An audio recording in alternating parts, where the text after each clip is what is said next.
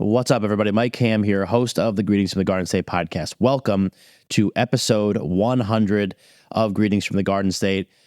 This has been quite a ride. We just want to thank everyone that's been a loyal listener, all of our great guests, all of our sponsors that have supported us throughout these first 100 episodes. We're also coming up on 2 years pretty soon, which are all very exciting milestones for the show.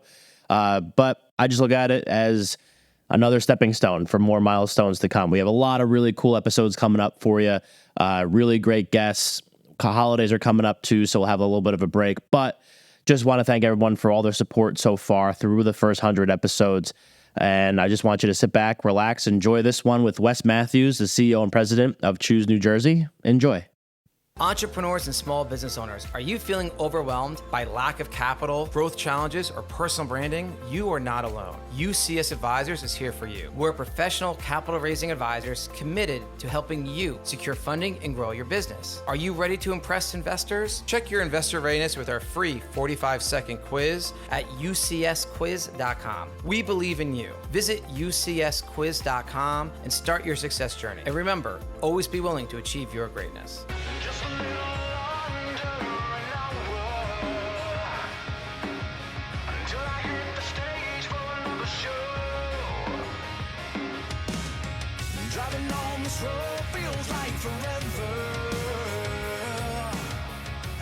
All right, what's up, everybody? Welcome back to another episode of Greetings from the Garden State. I'm your host, Mike Ham. We're here in Newark, New Jersey today with Wes Matthews, the president and CEO of Choose New Jersey. Wes, welcome to the show. Thank you very much, Mike. Great to be here. Great to be here. These are really cool offices, getting to look over like the Newark skyline over here and the port and the city and everything like that. So like you got a nice little setup over here. Yeah, we do. Through no work of my own, it was my predecessor that set this office up. We are on the 14th floor of Gateway 1. Right in downtown Newark. We sit right next to the governor's office and our economic development authority, two key stakeholders and partners in our work in promoting New Jersey and business attraction. What we do in this room, we call this the boardroom, but as you can tell, you can kind of see the value proposition of New Jersey from this vantage point. You can see its proximity to Manhattan. You can see the connectivity with the seaport, the airport, and the rail literally right under us. And you can see the dynamism of the city we're in Newark. Yeah. Buildings coming up, housing, corporate offices moving here. So it's really a dynamic location for us to be in. Yeah, absolutely. I love it. And I love that it's here because we just finished up, at the time of this recording, a series in Atlantic City. Yeah. Just did an episode down at the Battleship, New Jersey and Camden, like certain places where like there's things that are like happening. And Newark is definitely one of those places too, where it's like there's so much good that's happening, but also still like a lot of meat on the bone, a lot of potential for a city like this and those to kind of like really continue to make that comeback to help out the state and all that kind of stuff. So I'm glad that your offices are here because it gives you, like you said, that feel for the state itself. But I do want to talk a little bit about, let's just first, before we get started, if people, so I feel like the normal citizen of New Jersey may not be super familiar with what Choose New Jersey is, just because maybe they don't deal at like that, certain industries that you deal in and all that kind of stuff. So let's take like a 30,000 foot view. What is Choose New Jersey? What does it do? Who is it trying to help? And what's its goal? Yeah. Again, great to be on the show. Thanks for having us, and thanks for coming to Newark. Absolutely, I love our offices to do this. I'm going to be on the Battleship down in Camden tomorrow. Oh yeah, to celebrate South Jersey. Have you ever been on the Battleship? I haven't. So. It's insane. Yeah, I am really excited about that. Yeah. And to celebrate South Jersey business and industry. It's awesome. It's a big day hosted by the South Jersey Chamber, so we're excited. Great. I really believe in geographic equity. So even though we're headquartered in Newark, our team and we travel the length and breadth of the state to celebrate the successes of every county. We got 21 of them. Even though New Jersey is the fourth smallest state, oftentimes it feels like a very large one when you're traveling around, but we do that quite often. Yesterday we were in Somerset. We're going to be down in Camden tomorrow and around town the rest of the week. Choose New Jersey was founded 13 years ago by Governor Murphy's predecessor, and the idea was to create an entity that was sat right outside of state government, but help promote the state to possible investors and other companies outside the state. Mostly back then, it was domestic business attraction, so within the United States. As companies looked to expand and relocate, the government felt like they needed an entity that sat outside of government to help them with that. That's why Choose was founded. When Governor Murphy came in, he loved the idea of Choose. He saw it, he strengthened it. So we continue our domestic business attraction efforts. We also help market the state. So the state has the tourism board, we have the film commission, we have other entities that do a great job of marketing the state. We help amplify those efforts. And over the last 6 years under this administration, we've done we've invested a lot of time, energy, and talent in trying to seek international businesses to relocate in New Jersey. So we call that foreign direct investment, trying to attract more FDI into New Jersey than our competitor states. And to the average resident of the state, I think they probably know many of these names now that are familiar. Companies like Samsung, LG, Sony, Tata Consulting, Wipro. I mean, some of these names now are becoming household names in many ways, but these are all international companies that have chosen to establish presence in New Jersey and to grow their presence in New Jersey. Yeah. And so I think our team can take some of that credit. Again, we have great partners in state government and including the EDA that help drive some of these programs that help businesses choose New Jersey. For sure. No, I think that's great. And it's interesting too, as you started talking about Choose, and originally it was domestic, kind of attracting investors and businesses and companies and stuff like that to the state. And then now kind of expanding internationally too. Because I think there's Ireland, there's 4. Right. We have offices ones overseas. Over these last 6 years, we've opened kind of physical presence and footprint in Germany, in Berlin, in Dublin, in Ireland, in Tel Aviv, in Israel. That was our most recent office we opened. In India, in many ways, our deepest market in terms of businesses looking to move to New Jersey. We have offices in the capital city in New Delhi and also in South India and Bangalore. We're working with partners in East Asia now. New Jersey and attracting businesses from these regions of the world, it's not new. Yeah. It's not something we created. Businesses have often looked at New Jersey.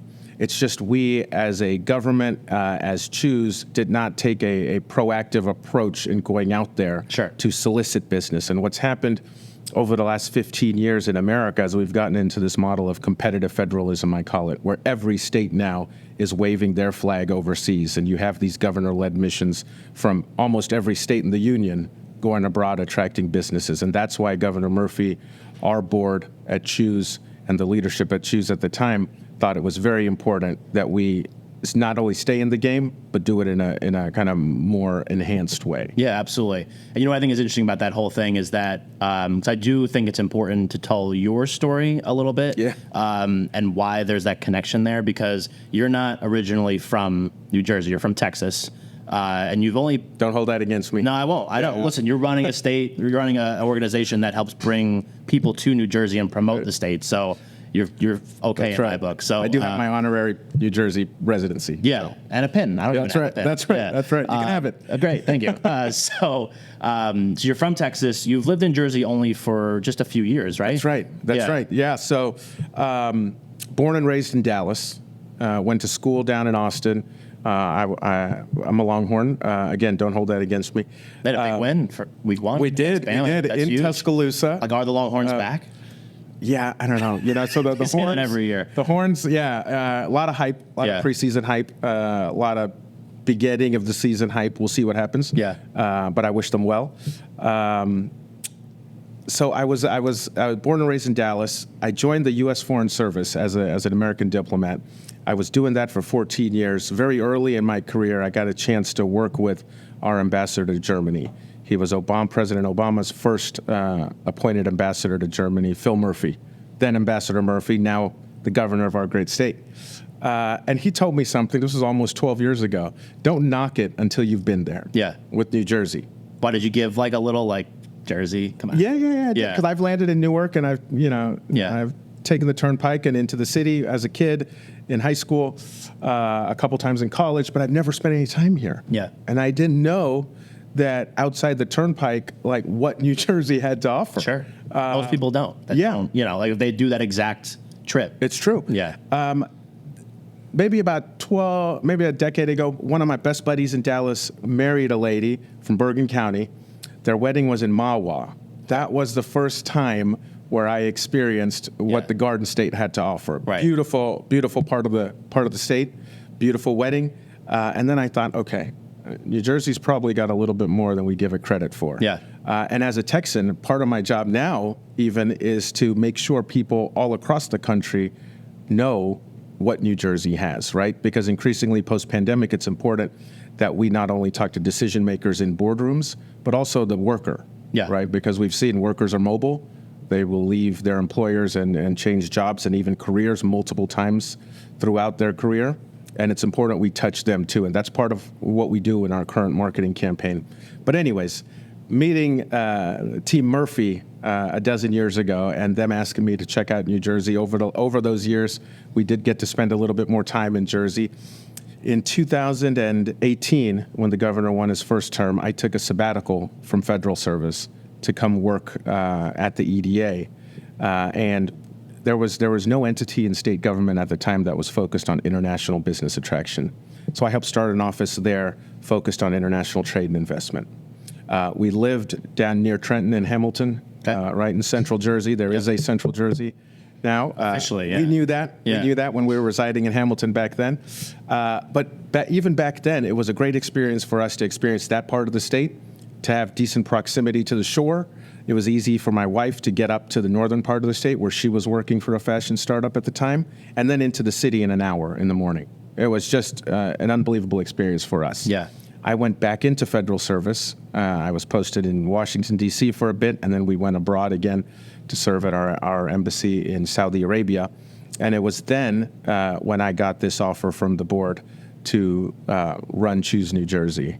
And before that call was over, I took it very early in the morning in Riyadh, Saudi Arabia. My wife was packing her bags. She was ready to come back. Ready to go. Ready to go. Yeah. She knew enough of New Jersey by that point, and we didn't look back. Yeah. Literally, I consider myself a person that takes a lot of time to make decisions.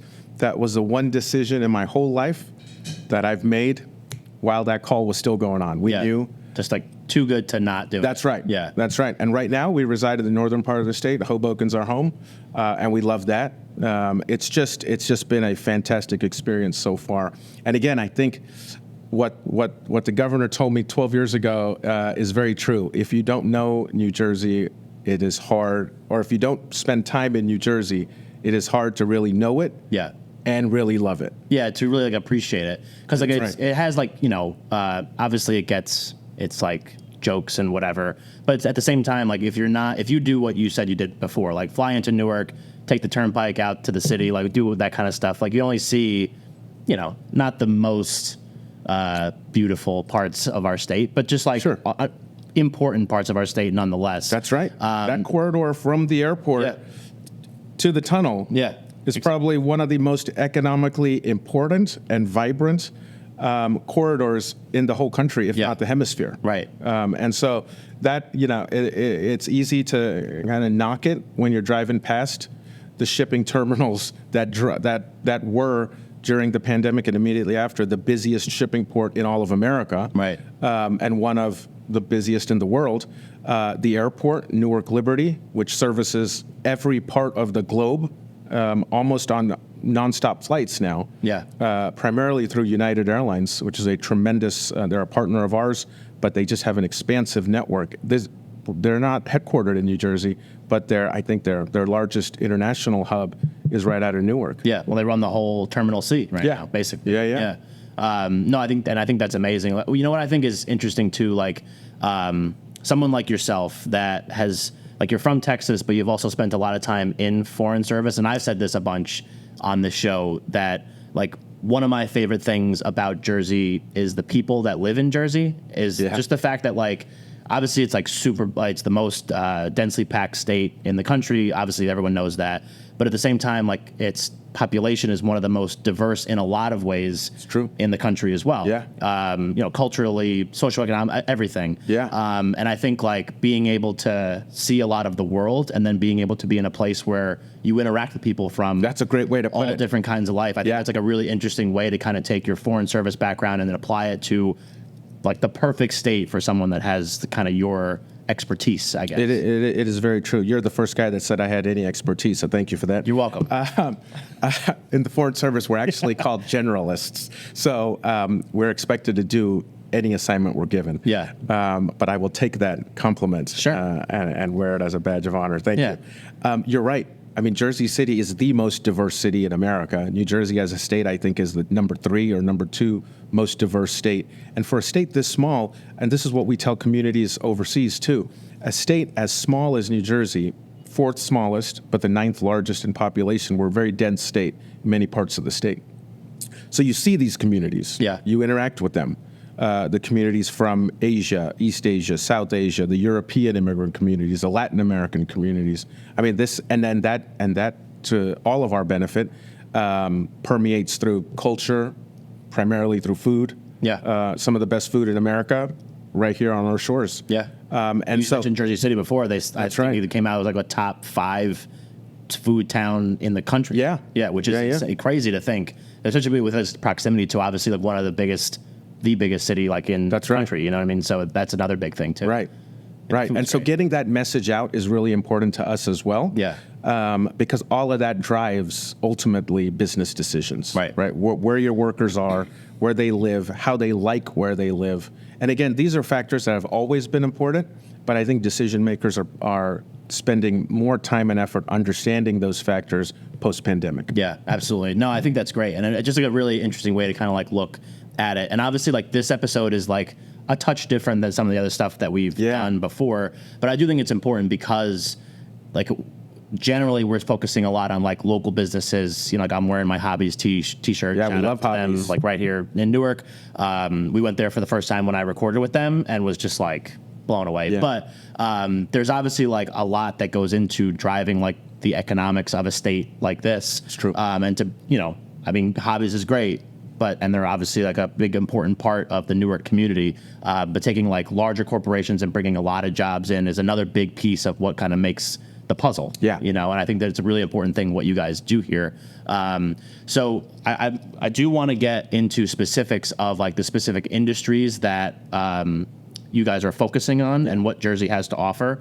But because we're getting close to the break, I just want to do maybe like a broad strokes kind of like what are like the big industries that we're going to focus on. Sure. And then when we get back in the second segment, we'll hit them a little bit more specifically. Yeah. So I think if you look at New Jersey as an economy over the years, we have incredible strength in several sectors. Financial services, obviously, with Manhattan at our doorstep, the financial capital of the world. We have many banks that have significant presence.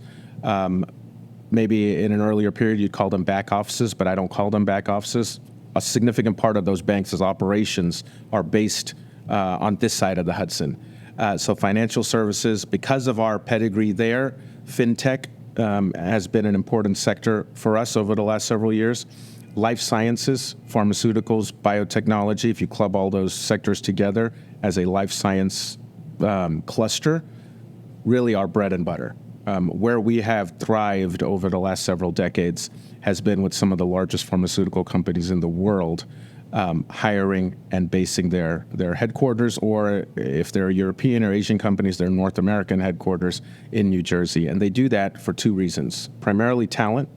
We have the most talented workforce in America that oftentimes residents don't really know. Yeah. And then our location, just being within a 2.5 hour to 3 hour commute to 40 million consumers is very important for that industry. Also, film and digital media. Huge one right now. People don't realize the motion picture was invented by Edison just a few miles from here in West Orange.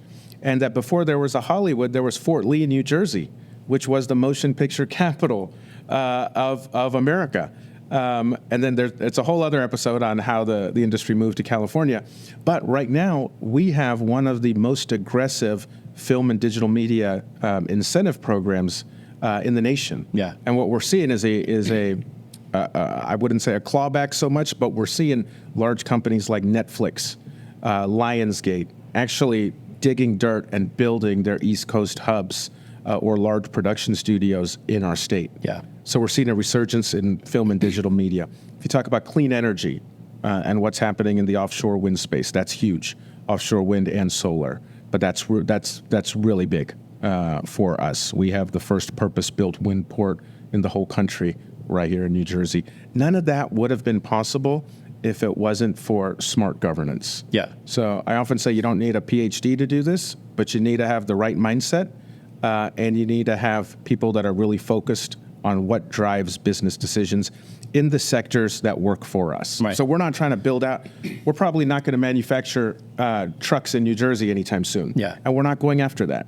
We're going after the sectors that make the most sense for our economy as it is now and for where we think it's going in the future. And I think the governor and the EDA and others have done a tremendous job there. Yeah, totally. And I think it's a great point, too. Like, you mentioned that we're the most talented workforce in the country, which, hell yeah. Yeah. But I do think that, like, it's, like you said, bringing companies and all that kind of stuff to and highlight the things that we do well as a state, like the opportunities that we have, all that kind of stuff. And I think that's awesome.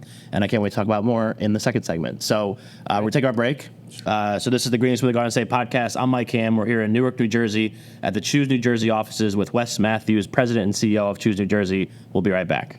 The Mayo Performing Arts Center is the heart of arts and entertainment in Morristown, New Jersey. MPAC presents over 200 events annually and is home to an innovative children's arts education program. To see MPAC's upcoming schedule of world-class concerts, stand-up comedy, family shows, and more, head to mayoarts.org or just click the link in our show notes. Bored of going to the same park? Want to try a new local adventure? Well, then check out NJspots.com, your home for finding a new spot to discover right here in New Jersey. With dozens of maps to check out, local hiking spots, family-friendly places, and seasonal suggestions, NJspots is waiting for you to find somewhere new to explore. That's NJspots.com. All right, we're back for our second segment of this episode of Greens from the Garden State. I'm your host, Mike Ham. We're here at the Choose New Jersey offices with Wes Matthews, president and CEO here in Newark, New Jersey. So first segment, we learned a little bit about your background, learned a little bit about what Choose does, the industries that we talked about. I do want to, not a pushback, but one of the things, like when you see like people post on social media, like, we love living in Jersey, even stuff that I post all the time, they're like, Jersey sucks, it's not great, it's really expensive. And obviously, like, that's something that I'm sure as the CEO of an organization that's trying to pull people to the state, that has to like contend with that, that mindset that people have outside of New Jersey. So let's talk a little bit about that and maybe kind of how, not like how you pitch it, but why it's not that expensive. Right. No, I think that's a fair question. It's a stigma the state has. It's had for decades. It's hard to overcome. I think it's twofold, though. One is the perception, and two is the reality. So I think if you ask the governor and state government what their job is, it's to make sure that for the taxes you pay, the basket of goods you get in return are comparable. Yeah. And for us, it's to make sure that residents, prospective businesses, and employers all know what you're getting in return, right? So what do you get in return for what we'll call a relatively high-cost state, right? You're getting the top-ranked education system in the country. K through 12, New Jersey is number one, hands down. Yeah. If we ever fall to number two, it's probably as far as we've fallen in a long time. But literally number one or number two in public education. That doesn't come free. You talk about a state that has infrastructure like we do. Again, it's a favorite pastime to make fun of NJ Transit or talk about the turnpike and traffic. But tell you the truth, we have the most connected state in the country, by rail, by bus, by car, by ferry in some cases. Mm-hmm. I mean, it's a extremely well-connected state. And again, that comes with a cost attached to it in terms of healthcare, quality of life. You look at environmental stewardship. Again, I hate how the climate and the environment has been politicized recently, but the fact that we're able to breathe some of the cleanest air in the country, again, that's because of the environmental stewardship that the government has. So I think you put all these factors together. Also, the region we're in, right? To have New York City at your doorstep if you live in the northern half of the state. If you're in central Jersey, to have Philadelphia at your doorstep. And to be right at the heart of the most economically important corridor. And New Jersey, if you look at a map, literally is right in the middle of the Boston to D.C. corridor. Yeah. You know, there's a cost associated with that. Also, for a state as small as we are, 21 counties, almost 600 municipalities, we are the ultimate home rule state. I was talking to someone last night at an economic development event at Flounders Brewery. Shout out to Flounders. about this and that cost burden. Well, there's an administrative cost associated with having, so many beautiful towns and villages that all have their administrative overhead, right? So there's a series of factors at play where I think the state can control costs or even cut taxes. I think they try to, and they've made a good faith effort. I know this administration has, and we'll just continue to have to chip away at that while also making sure that residents and businesses know that what you get in return is a very favorable basket of goods. And I would take this basket of goods over a state that maybe has a lower tax burden, but has, terrible air or water or, a school system that doesn't compare to ours. Right. That's the other thing too. Like every time, because I mentioned this stuff on like social media, and people will comment back and be like, "Oh, I would much rather live in," and when they fill in the blank of that thing, it's not a state. It's like a city someplace else, which is part of a whole state. Right. So they just like totally leave out. They're like, "Oh, I'd much rather live in, I don't know, San Diego." Yeah. It's like, well, we got all of California that is part of that whole thing. Like when you live here, like the accessibility, like we talked about before, like all that kind of stuff, and being able to get, like right now I'm in Newark. I will go to Morristown today. Yeah. Tomorrow I'm going to be up in Sparta. So like, way different than any of this. I want your schedule. Yeah, but it's not that bad. Yeah. But, just doing stuff like that, like you get all of these things within probably like max like 3 hours. That's right. If you don't really hit any traffic. But like to me, like that's a big selling point. It's a great selling point. And I forgot to mention, when I grew up in Dallas, you could drive due west 13 hours and still be in the state. Yeah. And to get to anything was several hours of a drive. Right. Here from Hoboken, where we live now, in less than an hour, we're at the shore. Yep. Another hour, we can hike part of the Appalachian Trail. In 7 minutes, I can cross the Hudson by ferry or bus without traffic and get to the city. Sure. It's just a remarkable connectivity story that we have, not just in Hoboken. You take that out, even when we lived in Hamilton. Yeah. You have that same kind of access. Right. It's very interesting kind of how even as you move further south, like if you get in like deep South Jersey, it's like a little bit different, like the Pine Barrens area, all that. But even like, super like Bergen County, Sussex County, like way up there, even Morris County where I am, Essex County here, it's like all kind of like in the same range of like distances and what you're close to and what you have access to. It's like really remarkable kind of how that all works. And I think adds to, as we're talking about this, especially when you're talking about the cost of living and all that kind of stuff, but what you get for that clearly adds to just the overall quality of life that people have here. Right. And the richness of life, right? Like that richness it's unsubstantiated on paper. Yeah. But it means a lot. It means a lot to families too, and kids growing up, right? We're raising a 3-year-old right now, and for her to grow up in New Jersey, that quality of life and that richness of her life it's incomparable to living in almost any other state in the country. Yeah, it's really interesting. And like I grew up here, and so like even when I went to college, originally I went to college in Pennsylvania, eventually transferred back to TCNJ, but just like even that move, where I was in Pennsylvania to where I went, at TCNJ, it was like, this is kind of more where I belong and like I fit in, right? Like just people like me, and like we all kind of, even though we all have probably a lot different backgrounds, I guess, we all kind of come from the same area. I know that's like so trivial to say, but it kind of gives like all like a common ground, and kind of puts us all like on an equal playing field, I think. So I do want to talk about like other things happening in the state that you're involved in. So obviously we're talking about attracting businesses, we're attracting workers, all that kind of stuff to the state. But also there's like a lot of big events that are being attracted to the state as well. Like so. I know just last night the VMAs were here right in Newark. That's right. Block away. Right over here. But the one that I do really want to focus in on is the World Cup that's coming in, 2026? Yes. So let's talk a little bit about that and maybe kind of like the process and like what that experience was like and continues to be like, because you're part of the advisory board, I think? Yeah. So I am part of the 2026 host committee. And we do that in lockstep with New York City. So it is the New York, New Jersey bid, the only host city that has 2 entities as part of it, New York City and New Jersey, going together. I know that's not a particular highlight for you or the order of the names. Sure. But moving beyond that, and also part of our message when we sell New Jersey is we're also selling the region. Right. Right? Like when we were speaking a little bit about our access to Philadelphia and New York City. We sell the region, and then we highlight New Jersey as being in the heart of that region, right? With the World Cup, this is going to be the first time the games are going to be on three countries all over North America: Canada, the U.S., and Mexico. Because of our stadium, because of our location, we know we're going to get a set of premier games, roughly 8 to 9 games. That is, like we often say, 8 to 9 Super Bowls coming to East Rutherford, New Jersey, in the Meadowlands, which means you're going to have several million people in New Jersey that are soccer fanatics. Soccer is not new to New Jersey. Right. In fact, we don't have to create a fan base. We have a fan base for every single team that plays in the World Cup. Goes right back to that culture part of it that we talked about. Yeah. We fill that stadium. We fill Red Bull Stadium behind me or over my shoulder.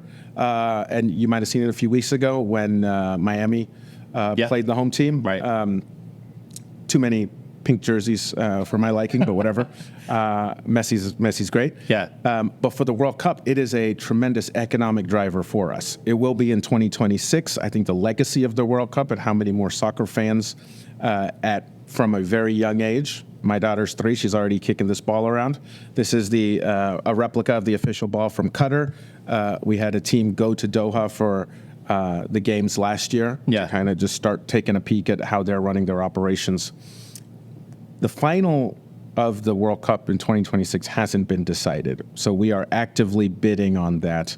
I think we have a distinct advantage. Our governor is probably America's #1 soccer fan.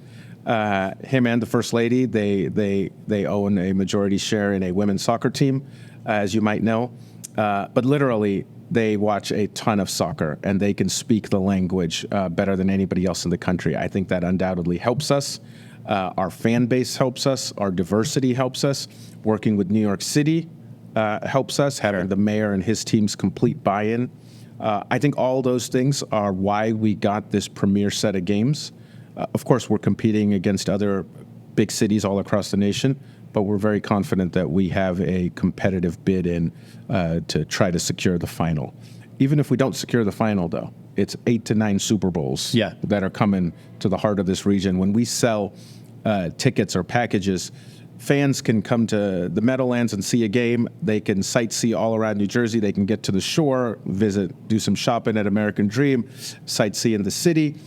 They could also watch a game in Philadelphia if they wanted, which is about 90 minutes away. Right. And so they can spend, with having the Meadowlands, MetLife Stadium, and Philadelphia both as host cities, we think it creates an enormous travel and tourism opportunity for us in the summer of 2026 that we want to fully capitalize on. Yeah, I'm absolutely really excited. No, it's crazy. And it's so funny that you said about when Messi and Miami came up here, we made the mistake of not paying attention to that. And we were in Montclair, we went to Madam in Jersey City for like some dinner. And it was took us a while, much longer than it should have. But still, like, it shows kind of the impact that stuff like that has, and you know, bringing in the fan bases and all that kind of stuff. So that's going to be awesome, right? You know, I was at the Manchester United Arsenal game at MetLife when the Premier League was doing some friendlies around America. That stadium was full to the brim. Yeah. It was the largest capacity crowd that ever watched a soccer game in the country, I believe. Really? A phenomenal record. Yeah. And I think we're going to continue to break records in the lead up to 2026 and through the World Cup. Yeah. So we're talking about all these awesome things, the World Cup coming, all these different industries that you guys are working on, everything else. So obviously, like, those continue to be projects that you're working on, but what are some things that you're seeing that, like, maybe future plans or future endeavors that maybe you can share that, like, are important to you that you think are going to kind of help continue to push both Choose and the state kind of in the right direction, attract all the things that you're trying to attract? Yeah. Choose will always be pushed in the way the economy is moving, right? So as I mentioned, we have kind of our primary sectors of import: life science, pharma, financial services, technology, and tech IT services, film and digital media, clean energy, several film.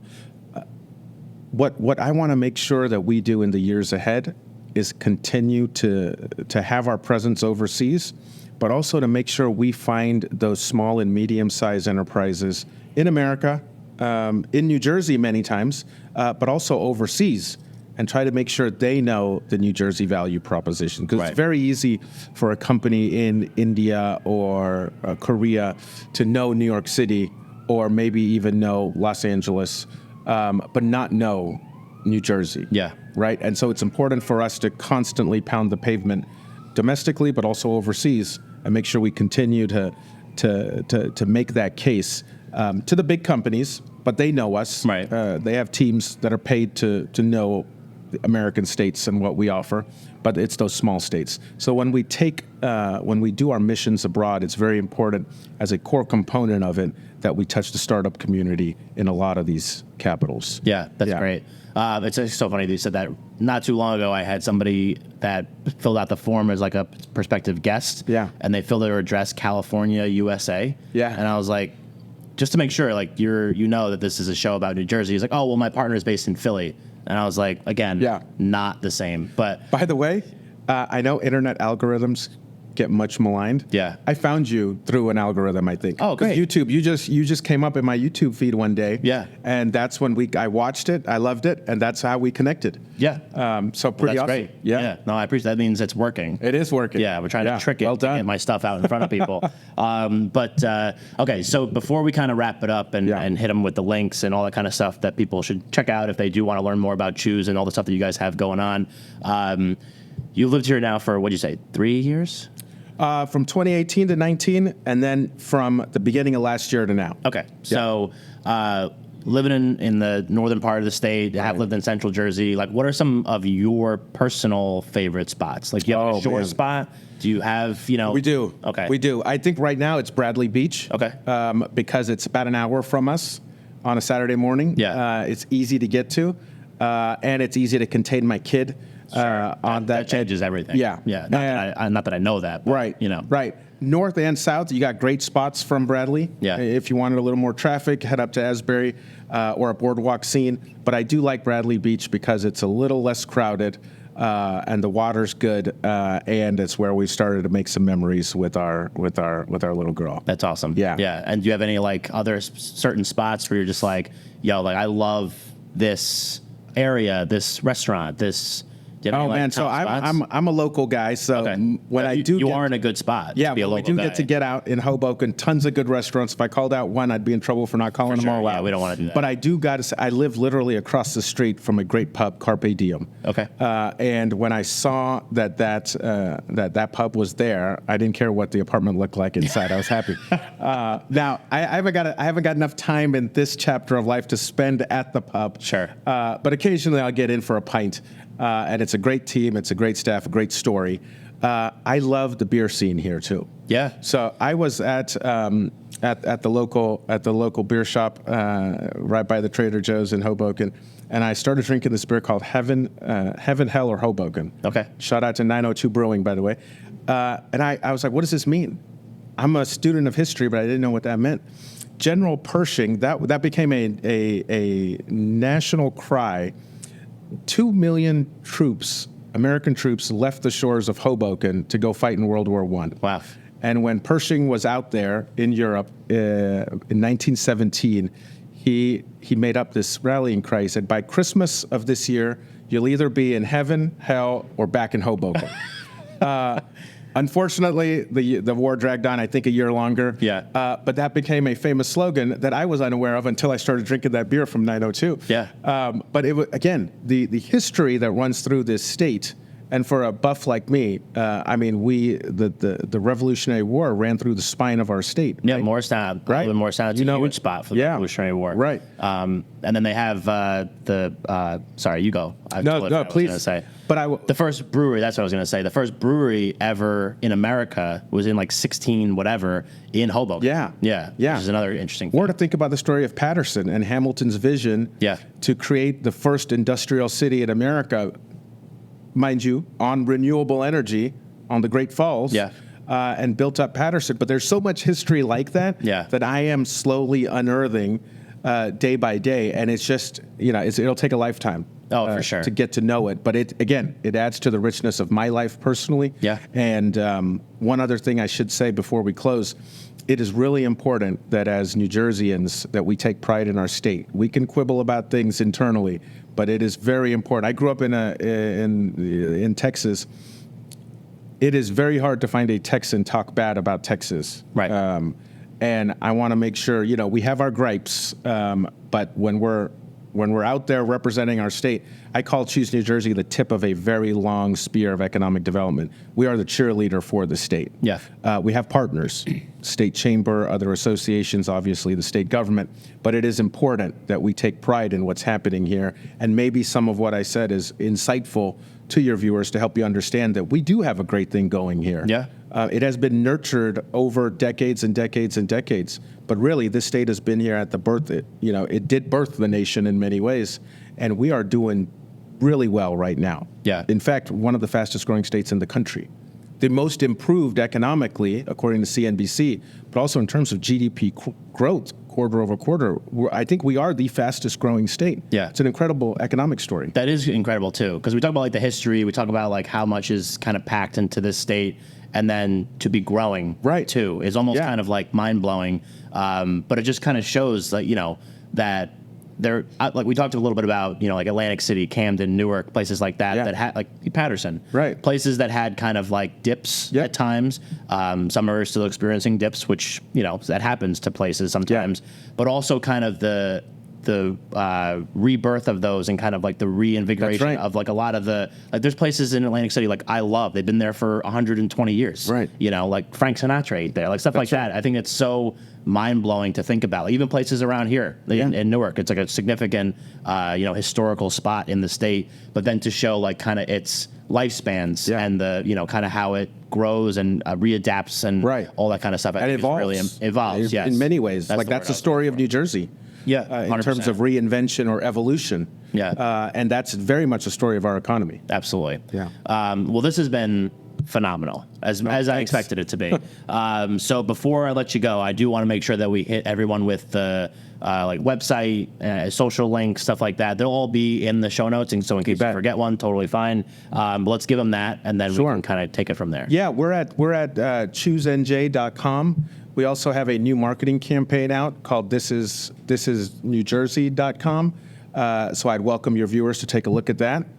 That new marketing campaign is targeted to a domestic audience, to a New Jersey audience also, to let our residents know what's happening here, the economic dynamism, and to take a little bit more pride in our state. Yeah. Yeah. Awesome. So we'll make sure we'll put those in there. We'll put the social links in there too. You bet. Wes, thank you so much for doing this with us today. I really appreciate it, having me up here. You bet. Welcome anytime. Absolutely. No, I love that. So again, this has been the Greetings from the Garden State podcast.